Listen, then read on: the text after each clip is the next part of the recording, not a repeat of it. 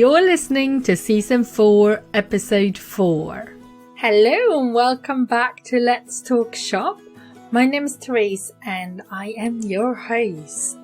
I run a business called Small Business Collaborative and I am a business mentor who help my clients grow and scale their wholesale. So if that's something that you're interested in, you can have a little look at my website. All the details are in the show notes. And also follow me over on Instagram. I'm at small_business_collaborative because I always share a lot of tips and hints and advice over there. Last week, I published my gift guides for the years, which feature 90 small businesses that you can support this year for your holiday shopping. I really hope that you will check them out. I'm going to leave a link for the blog post over in the show notes as well. And you can find some brilliant businesses to support. I really enjoy putting them together and the feedback on them has been great. So go and check them out. Today's episode is with Anita from Diverse Gifts, which is a gift store that has been going for 21 years. And she's based in Brixton in South London. And she will tell you much more about it in the episode. We did record this before the second lockdown. So I think it was in the beginning of September maybe. So we will refer to, we actually talk about that we hope there won't be a second lockdown. But obviously we know that we were not that lucky. We also talk a lot about Black Lives Matters, Black Pound Day, and how it's affected Anita's business. She's a Black-owned business. So you get to hear how it has helped her have her best year ever. So, which is brilliant. And of course, that would not have happened without a good product range too. So I really hope that you enjoy this episode. If you do, I would love to see where you are tuning in. You can tag me at small_business_collaborative and Anita on Diverse Gifts over on Instagram. And I hope that you enjoy Anita and I chatting about running a shop and business this year. Here's my chat with Anita. Hello, Anita. Thank you so much for coming on Let's Talk Shop. I'm so excited to have you here. I would love for you to start off by introducing yourself and your business, please. Okay, well, thank you very much for having me, Therese. I'm Anita Thorpe. I'm the founder of Diverse, which is a design-led gift shop in Brixton, which is in South London. I sell jewellery, gifts, cards, prints and books. And our business is known for the inclusive nature of the products that we offer. We've been going quite a long time. On the 1st of August, we celebrated our 21st year. Oh, wow. Congratulations. Thank you. And it feels like it. It's like the business is becoming an adult. Yes.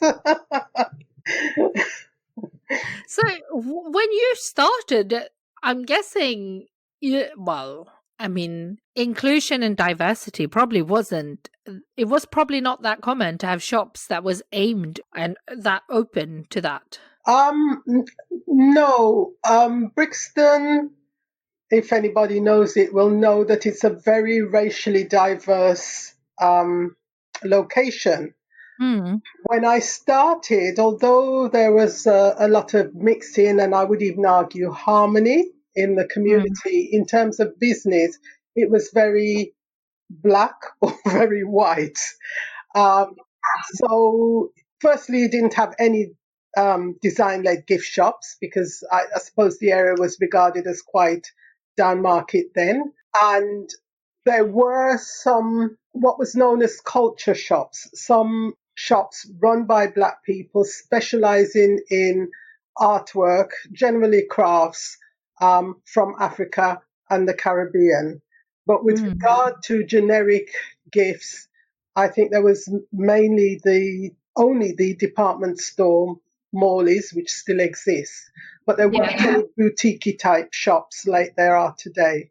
Yeah, now it's completely changed in your years in business. Yes, yeah. I mean, it is known for its hipness and its trendiness, and independent shops. Also gone up in price a lot. It certainly has. When you started your business, why was it important for you to offer an inclusive and diverse range? To be honest, I didn't think that deeply about it. What I wanted to do was create a point of difference from the businesses that were around.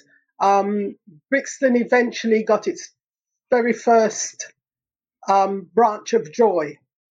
Oh Its yeah. very first branch, the Joy is a lifestyle store, and it was typical design-led gifts. And then you had what the culture shops, what we called culture shops that I mentioned. And I really liked the idea of a design-led gift shop, but I also wanted something where I could see myself reflected as a black person. And I thought having that angle would make my shop different to what was already existing in the area. And do you think that you mainly appeal to one, like, did you, because I guess the culture shops that you talked about, they mainly appeal to maybe black shoppers, and Morley's, for example, mainly appeal to white shoppers, perhaps. That's Did you right. feel that you bridged that gap? I do feel that I bridged that gap. And for a long time, my customer base was probably 60 to 70% white and 30 to 40% black. So, yes, I think the business successfully bridged that gap and still does. That's amazing. Have you seen your customer base change throughout the years? I think I have more black customers now than I did when I started out. And I often wonder why that's the case. And I think that for a long time it reflected the pattern of disposable income in our society. And that's changed over the years. And I think I've seen that in terms of the change in my customer base as well. Yeah, and I guess it's also changed a lot in your area with the prices going up so Yeah, yeah, massively. yes, yes, it certainly has. And how has business been now during, I mean, we're out of the lockdown now, Mhm. thankfully. Hopefully that will stay that way. But how was it during the lockdown? Well, during the lockdown, there was no business. We closed on the 23rd of March, like other non essential businesses, and we reopened on the 15th of June. Business since lockdown has been, in all honesty, very good. Initially, that was because I think people were glad to see that we were back, because some local businesses didn't make it. Also, people had money because they hadn't been spending during Yeah. lockdown. And I think they were just anxious to feel normal again. So Yeah. for the first few weeks after lockdown, we were quite busy. And then unfortunately we had the incident with George Floyd, Hmm. and that together with Black Lives Matter and Black Pound Day made black businesses more visible. So Yeah. we got a lot of interest because we are a black owned business, and that also impacted on our bottom line in a positive way. But during the lockdown, did you have a web shop before Yes, lockdown? yes, yes, yes. Our e-commerce increased dramatically up until that point. We've been doing okay, but nothing fantastic. As people started to shop online more, Yeah. we noticed a dramatic increase. And again, when Black Pound Day, the first Black Pound Day occurred on, I think it was the 26th of June, sales online just went through the roof. That has now died down slightly, but what we're trying to do is to maintain that impetus. Yeah, and maybe retain those customers. It doesn't have to Absolutely. all happen at once, right? But next time they want to order something, that Yes, they keep you in mind. yeah, yeah. Because I suppose for your business, it would be better, I guess, if it was all the time higher rather than big spikes. Yes, if it was if it was consistent and higher, yes, of course, it's easier to manage that way. And we are seeing some residual sales. Our website tells us how many times people have ordered, And we can see that some people who first ordered from us during lockdown or on Black Pound Day are coming back to order again. The orders are slightly smaller, but they're consistent, and that's what we need. And that's amazing. That has had a big impact on your online ecom business, because how much did that represent from your business before, everything that has happened this year versus now? Before lockdown, maybe 10%. It really wasn't doing very much. And I think that's partly about all the other supplementary activity that it takes to give a website profile, like social media, regular blogging, regular newsletters and so forth. And perhaps I wasn't doing as much of that as I should have been doing. Say it is nearer 30% That's of turnover. great. Yeah. And if you can maintain that would be amazing. Well, that's my focus now, definitely. And that way it's safer too, in case we get any local lockdowns or anything happens, right? Absolutely. This is again why it's my focus. Already we're seeing restrictions being brought back in, and I am quite apprehensive about autumn and the Christmas period, which is so important to gift shops. So I'm really working to ensure that our website is ready should we go into a second lockdown and sales increase. Does that mean that you now put all your products on the website always and stuff like that? Yeah. So going back to talk a little bit more about what happened with Black Lives Matter and the Black Pound Day and stuff like that, what did you see that the type of shoppers that came through I guess both the doors and the virtual doors changed at all because of that? Or was it just more of them? Well, we don't know the ethnicity of people who shop online. Oh, of course, you don't know that. But maybe they were spread out more, for example, Possibly.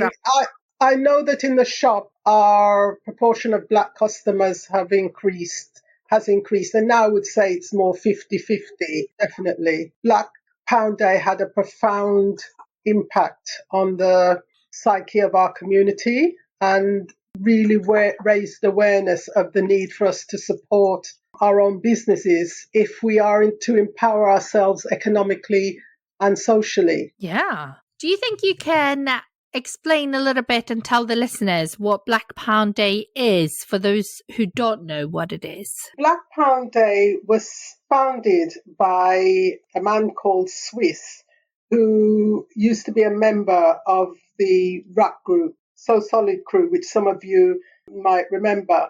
And he wanted to build on the energy that came out of the Black Lives Matter movement after the unfortunate death of George Floyd. And he wanted people to understand the link between economic power and social and political empowerment.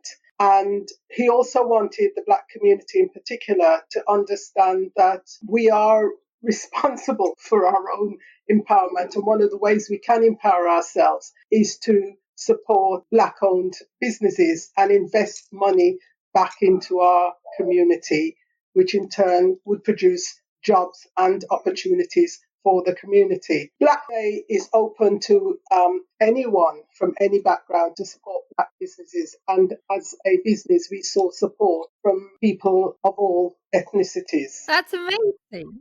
And I think that's the whole idea with, Black Lives Matter as well. And I think it's important.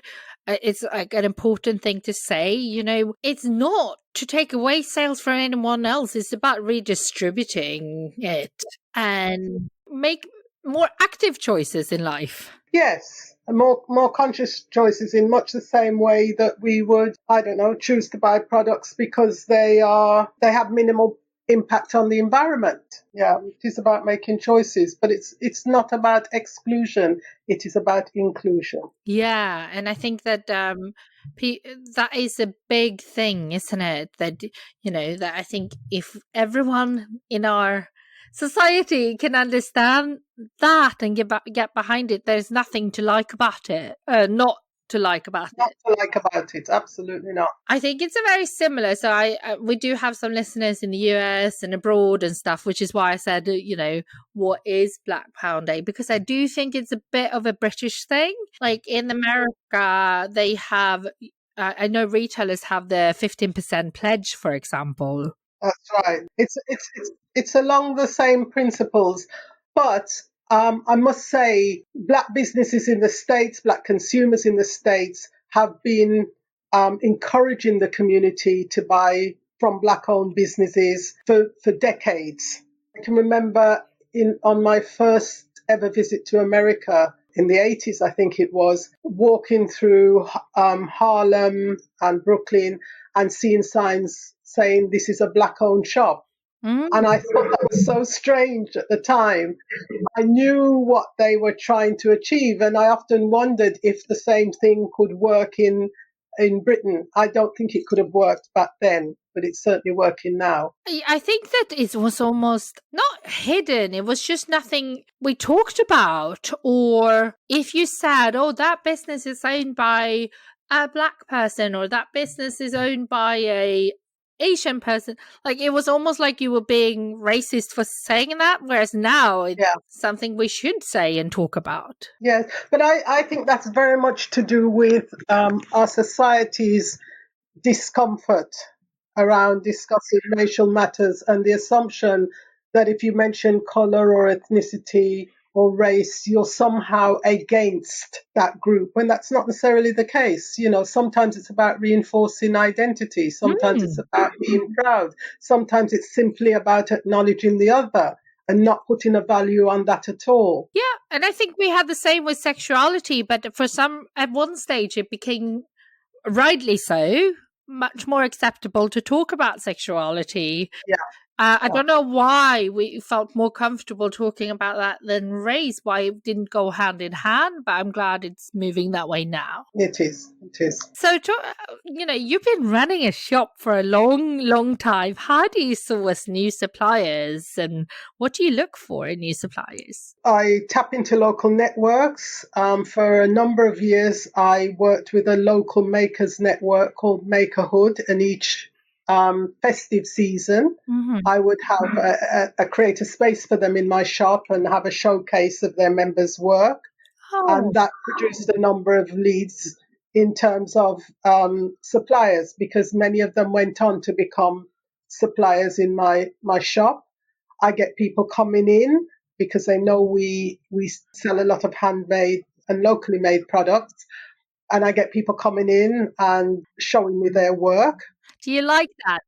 Well, I often give them a card and ask them to contact me online. But it's great that we get the recognition as a supporter of local creativity. I get quite a few of my new suppliers from Instagram.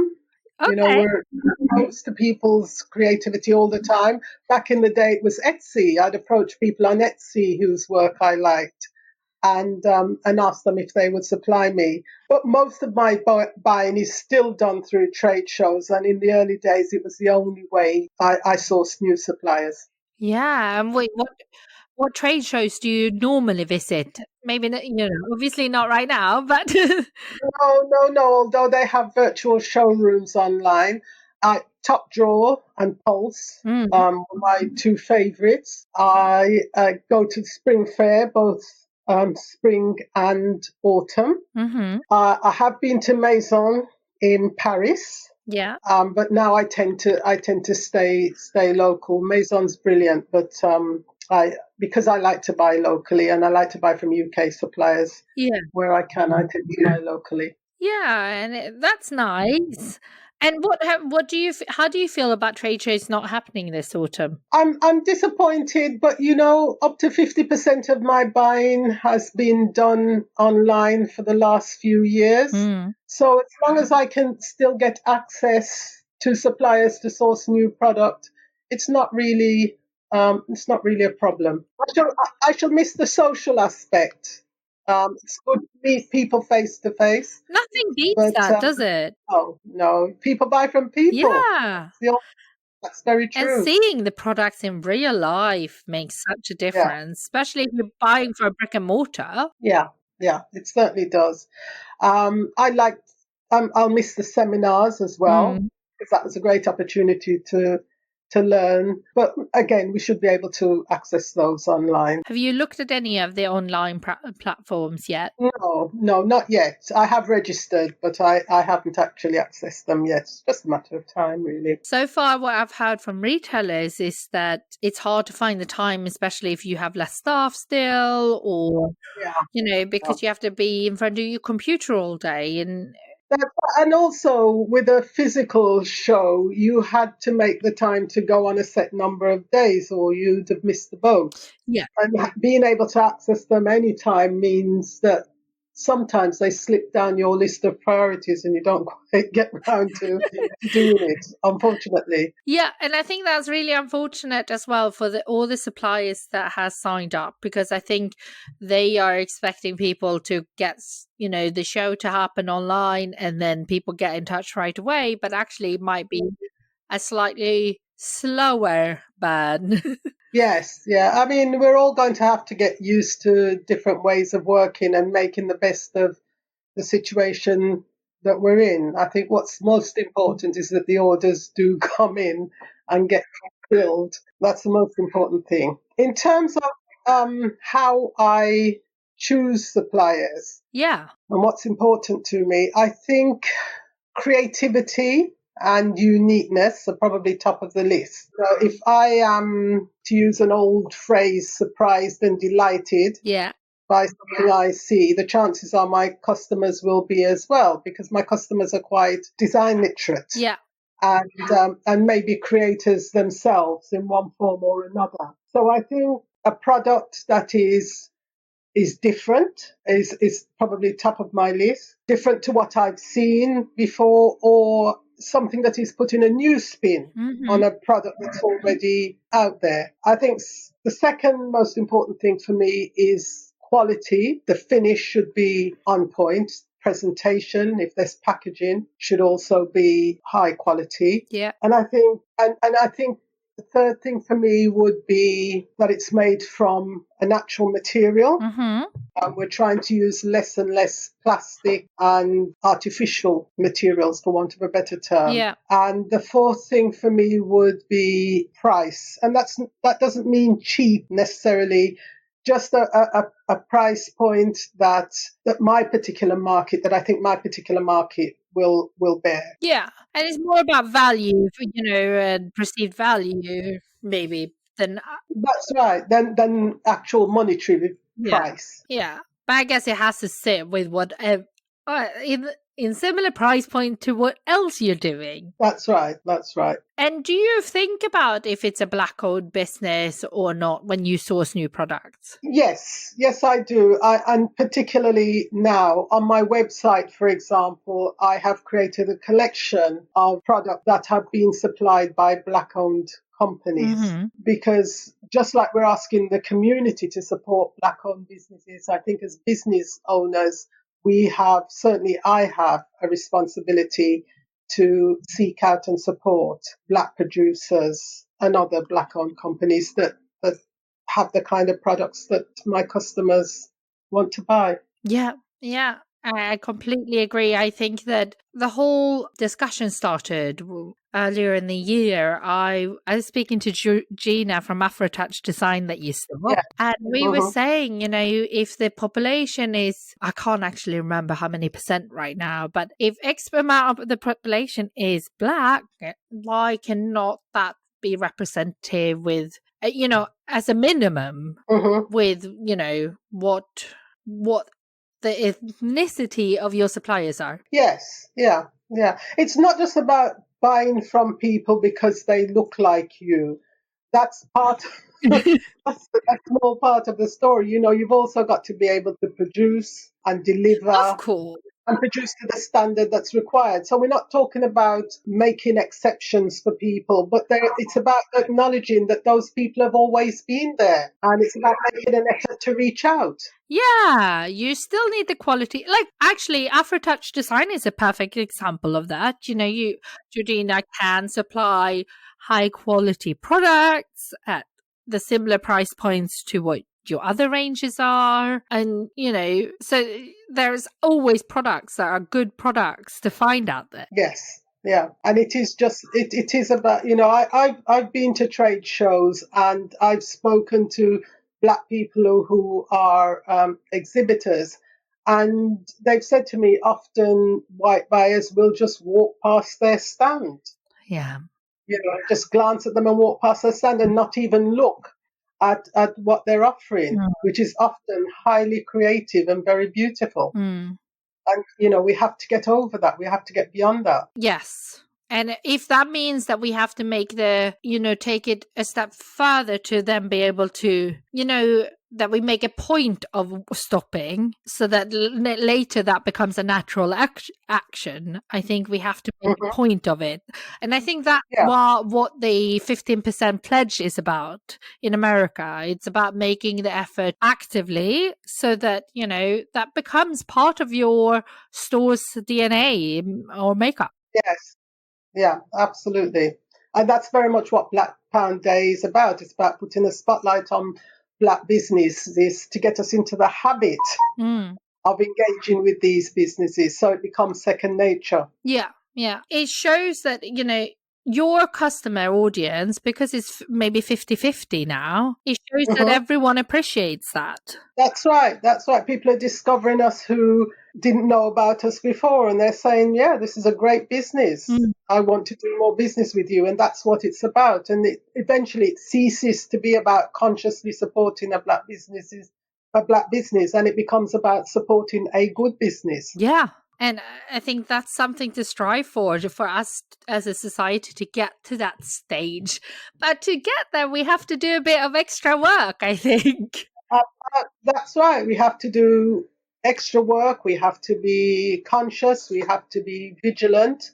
And, when people say, why all this focus on Black businesses, why not other businesses as well? It shows a lack of understanding of how this dynamic works and that it will take this conscious effort to get us to a point where we are doing these things unconsciously. Yeah.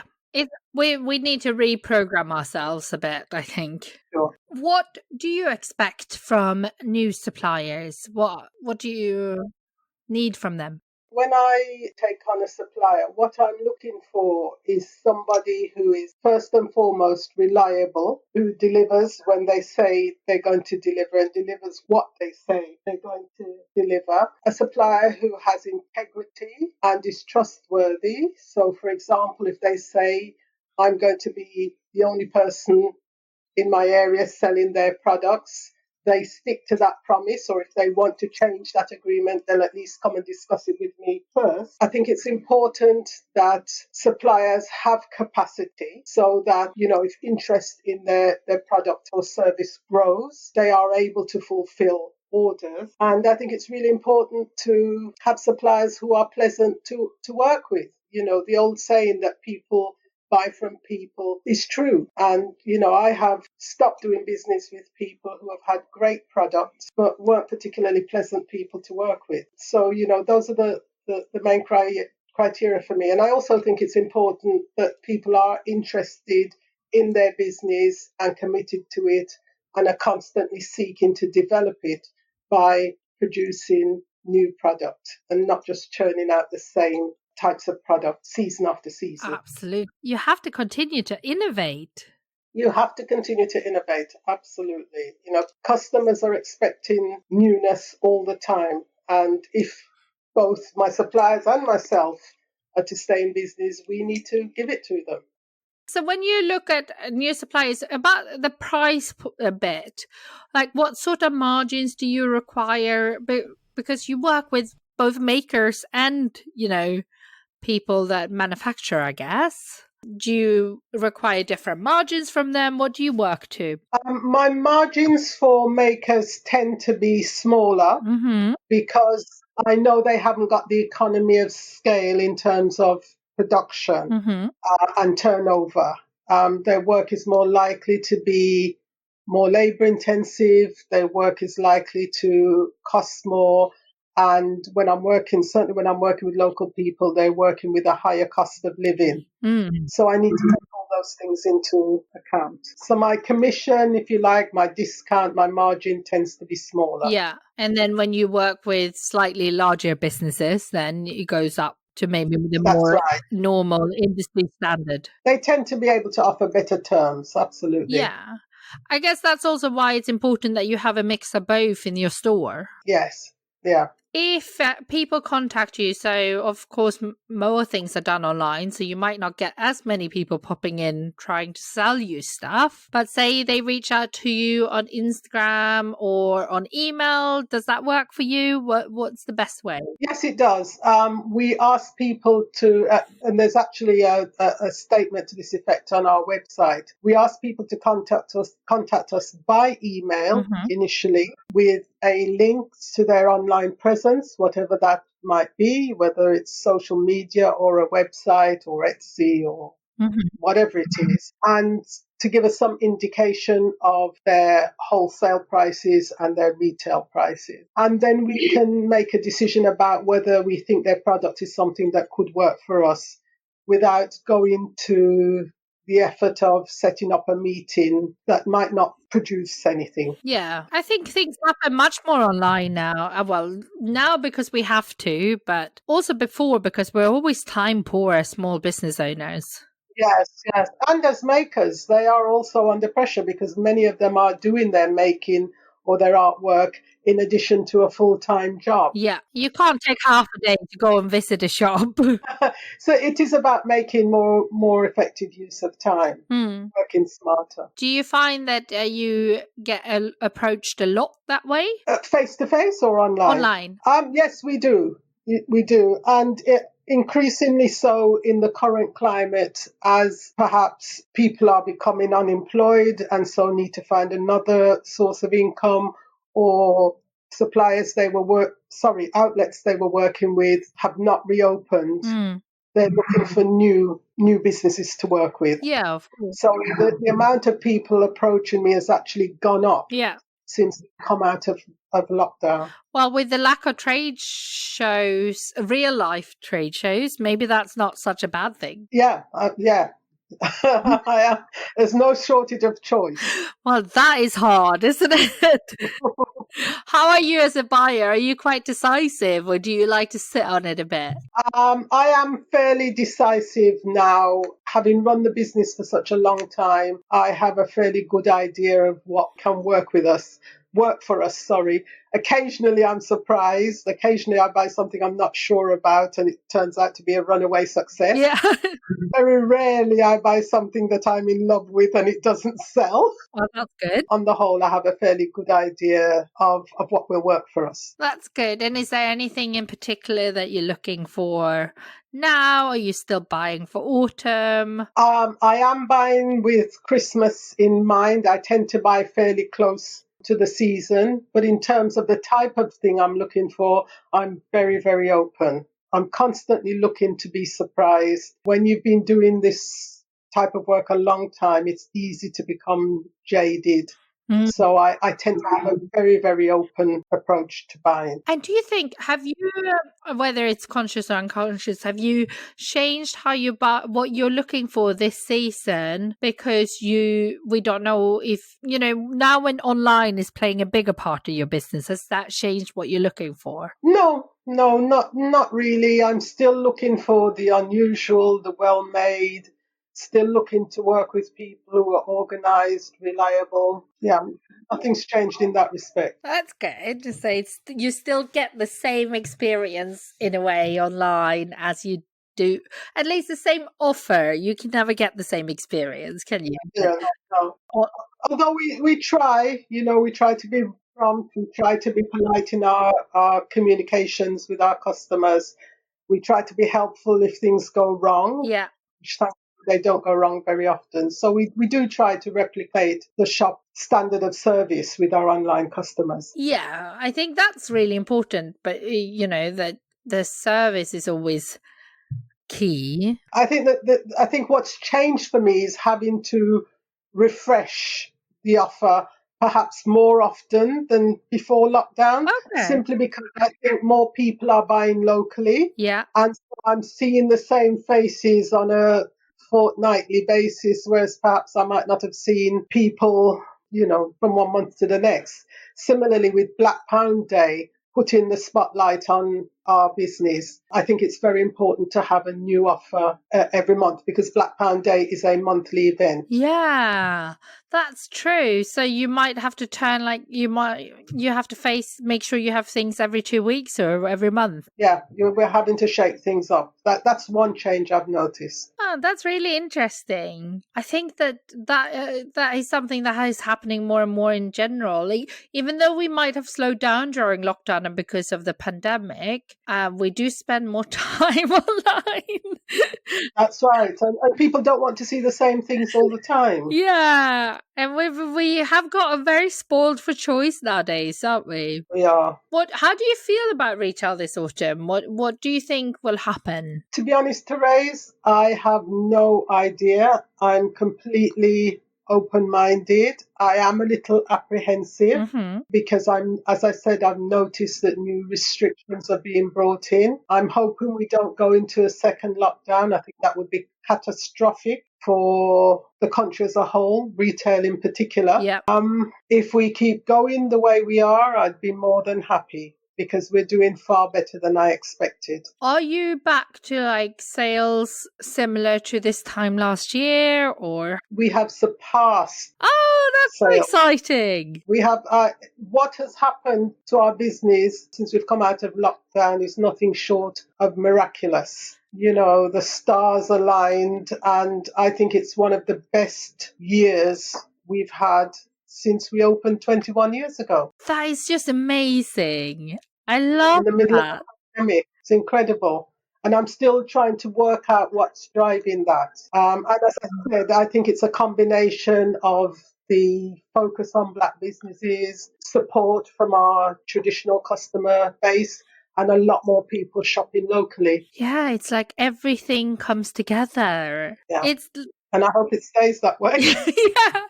Well, don't you think that people that are shopping more locally, I feel like, that has slowly been a trend, right, within our industry. Yeah. But I think, and yes, that has been an increasing trend. I think, the kind of excursions that people would have at the weekend to other villagey type areas has stopped, staying very close to home and shopping locally, perhaps as a necessity rather than an ideal. Yeah, I think that we've also realized that if we don't use the services locally, maybe this is not so much of a case in such a highly populated area as Brixton, but definitely out in villages and stuff. We realize if we don't support our local businesses, they won't be there. So if we haven't maintained shopping at the local butchers or at the local corner shop, then we have no corner shop when things happen. That is true. And, as the supermarkets got cleared out during lockdown, people were forced to rely on smaller traders. Yeah. And I think they've come to appreciate the value of them. Yeah, I think so. And we got more of a first-hand experience of why it's important that we shop local, that we could have, as small businesses, we could just not have planned that in any way.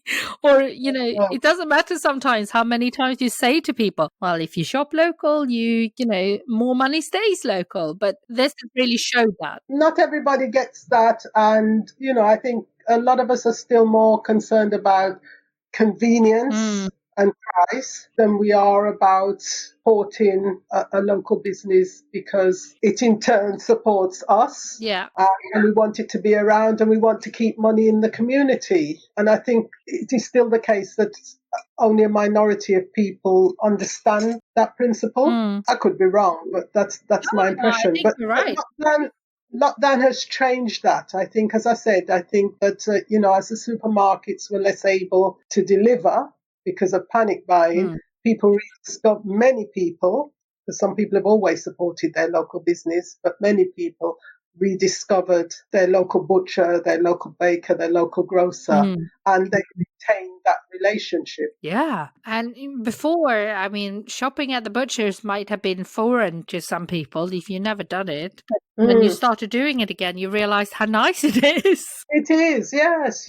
People get to know you. They get to know what you like. They can order things specifically for you. Get a more personalized service. It might not be as cheap as a supermarket, although in some case it can actually be cheaper, particularly in terms of fruit and vegetables. Yeah. But you get a much more personalized service. Yeah, and I definitely think that gift shops and, interior shops, local independent shops, they're not more expensive than buying the same thing in, I don't know, John Lewis a lot of times. If you buy one of your cards, so if you buy Georgina from Afrotouch card in your shop, it's going to be priced the same as it is in Waterstones. Yeah. Yes, it can sometimes be a myth. We're all buying from the same sources, and most of us have similar markup levels. Yeah, absolutely. Yeah. What do you think is going to be your bestseller this Christmas? Have you got any feelings out there for it? I think books will continue. We're selling a phenomenal amount of books. People are, again, because of the unfortunate incidents over the summer, people have become very interested in Black literature, both fiction and non-fiction books by Black authors. People are very interested in books discussing matters around racial disparity, and people are very interested in books that deal with health matters and maintaining a healthy lifestyle. And I anticipate that that will be the bestseller for us going through the autumn to Christmas. And is that something you stocked before everything unfolded? Yes, we did stock. In fact, we got into books almost accidentally. I never used to stock books. I was aware of book distributors, but I didn't feel that it's something that could particularly work for us. And a customer asked me to order something online because they weren't familiar with online shopping. They asked me to track down and order a particular book for them, which I happened to get at a very good price. And being a trader, I ordered a couple of extra copies for the shop. I thought I could sell them at the recommended retail price and make a bit of money to cover the time I'd spent researching and purchasing this book for this customer. Yeah. Now, that's a service you probably couldn't get in John Lewis. Yeah, exactly. I think I ordered 2 or 3 copies, and they all sold in about 20 minutes. Well, I thought, wow. So I ordered some more copies, and the same thing happened again. And I thought, oh, people have become interested in books again. And that started our book selling collection, our books collection, sorry. And yeah, the rest is history. Now books make up, I think it's 25% of our offer. Amazing. I come from, you probably don't know, but I worked in, part of my career has been, working at a book publisher. So very much, and selling into shops like, not bookshops, but more shops like yours. So I've had that similar discussion with many people through people that get surprised with how much books can represent of their turnover. Yes, I am genuinely surprised.